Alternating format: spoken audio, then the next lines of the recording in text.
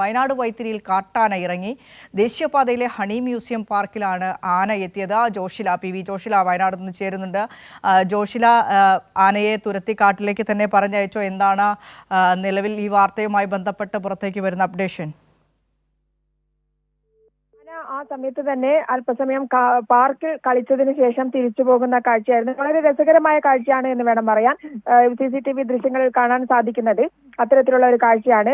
വൈത്തിരിയിൽ മുൻപും ആന ഇറങ്ങുന്ന സംഭവങ്ങൾ ഉണ്ടായിട്ടുണ്ട്. അന്നൊക്കെ തന്നെ ഭയപ്പെടുത്തുന്ന രീതിയിലായിരുന്നു. എന്നാൽ ഇന്നലെ രാത്രി 12 മണിയോടെ ദേശീയപാതയിലെ ഹണി മ്യൂസിയത്തിന് സമീപമാണ് ആന എത്തിയത്. ഹണി മ്യൂസിയത്തിലെ പാർക്കിൽ കാട്ടാന കയറുകയായിരുന്നു.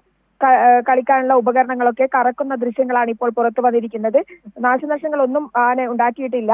ജനവാസ കേന്ദ്രത്തിൽ ഇറങ്ങിയത് 2 ആനകളാണ്. എന്നാൽ ഇവ രണ്ടും ആരെയും ഉപദ്രവിക്കാതെ അല്പസമയം പാർക്കിൽ കളിച്ചതിന് ശേഷം തിരിച്ചു പോകുന്ന കാഴ്ചയാണ് കാണാൻ സാധിച്ചിട്ടുള്ളത്. മിനിഷ. ശരി ജോഷില, ഏതായാലും അവധി ദിനങ്ങളാണ് എന്ന് ആനയും മനസ്സിലാക്കിയിട്ടുണ്ടാകണം.